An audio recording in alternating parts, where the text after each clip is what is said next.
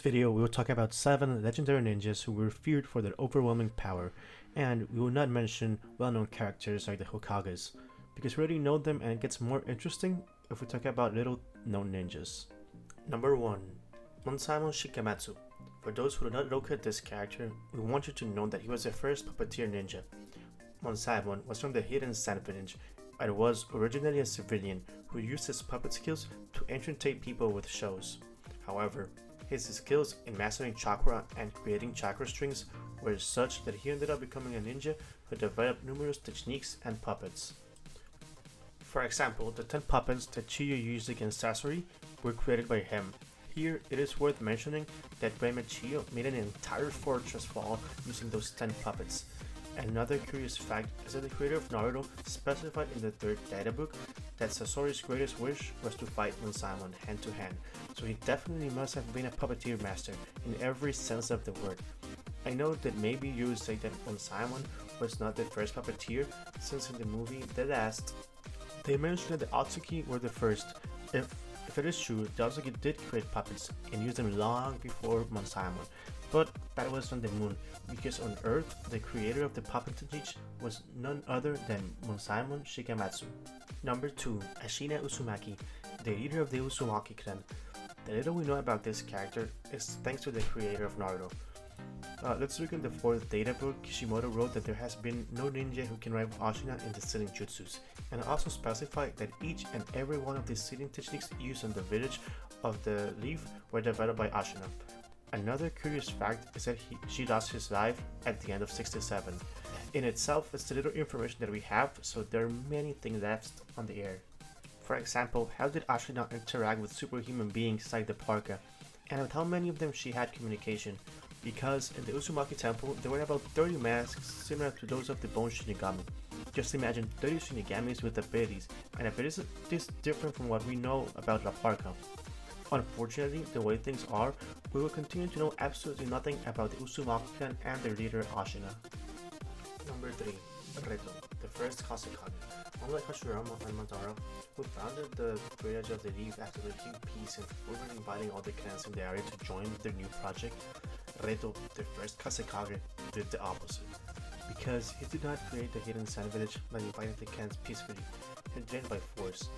In the 4th data book, Kishimoto wrote that a period of war between clans was very hard in the Country of the Wind, because we're talking about an area without many natural resources.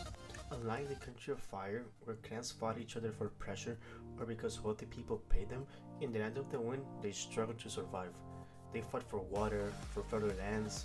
So tired of these endless struggles, Reto stood in the middle of all the clans and ran them to create the Hidden Sand Village. Another interesting fact is during his time as a Kazekage, he tried to establish commercial relationships with all the villages, because even if they created a new village, they still had scarce resources and could not compete with the great nations that did have good resources. Another thing that is known is that Reto fell into the hands of the opposition groups, because having created the village based on terror, it was logical that he would win many enemies, and much more because he wanted his clan to have absolute control of Tsunagakure. He was preparing Shaman, a member of his clan, to be the second Kazekage. Then Reto and his descendants always had enemies within the village, because first he forced the clans to create Suna, and later he created a dictatorship where only members of his clan could be Kazekages, and thus to date it's still in force because all the Kazekages are from the same clan, including Gaara. Hanzo of the Salamander. We know Hanzo because in the Second War he spared Jiraiya, Orochimaru, and Tsunade because they were the only ones who faced him on the battlefield. The power and respect Hanzo earned was such that several ninjas wished to face him in the Second War, which by the way, Hanzo never started or wanted to actively participate in the war. Look, in the first 3 ninja wars, Onagakure had no choice but to participate, since being located between great nations such as the village of the Leaf or the village of the Rock that always participated in wars and used their territories as battlefields, and therefore the Rain Village had no choice but to defend themselves. Since he was a child, Hanzo trained hard to defend his people, and even put his life at risk by injecting himself a deadly venom from a black salamander. By doing this, Hanzo not only made himself immune to the venom, but became poisonous as well. So that's why he always wore a mask, to not intoxicate his people. There's no doubt that Hanzo was a ninja in every sense of the word, and well, in a certain point I find it amazing that Pain defeated him so easily. Number 5. Sasuke Sarutobi. In the clan warfare time, the Sarutobi clan was led by Sasuke, an extremely powerful shinobi. Look, Kishimoto wrote in the 4th databook that Sasuke Sarutobi saved the Leaf village on many occasions, and that even the proud members of the Uchiha clan had great respect for him. Also, Fugaku named his son Sasuke to grow up healthy and strong, just like Hiruzen's father. Kishimoto wrote the following in the 4th databook: Sasuke Sarutobi, the father of Hiruzen, the 3rd Hokage. There was a ninja whom Hiruzen admired more than anyone else, and it was none other than his own father, Sasuke Sarutobi, an outstanding ninja who mastered 5 elemental chakra natures. His greatness was passed on to his son Hiruzen, who would later be known as the Professor. Sasuke is named after the hero to grow healthy and strong. Sasuke Sarutobi's fame was hailed even by the proud Uchiha clan. Since that is all the information we have, we'll also talk about Jikaku, an Uchiha from the time period of the war between clans. Before the birth of Madara, Kishimoto detailed in the 3rd databook that even though Jikaku was 25 years old, he was the most talented of all, and that he was born with gifts of leadership. Despite his youth, Jikaku was the most talented of his clan and possessed innate abilities for leadership.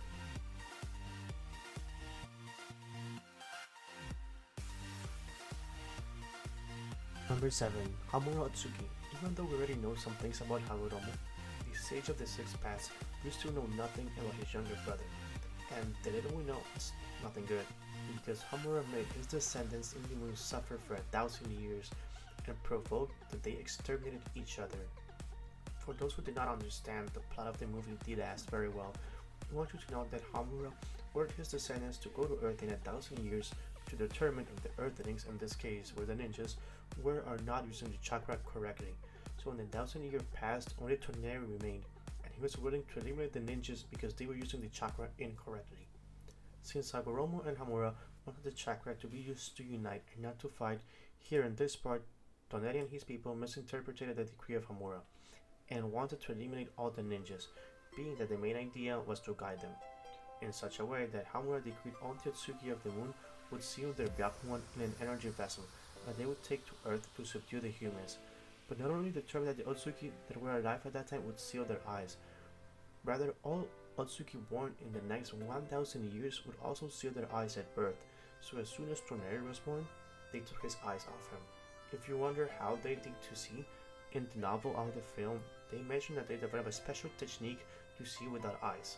The decisions of Hamura harmed and made their descendants suffer for 1 millennium, and then in the end, they exterminated each other.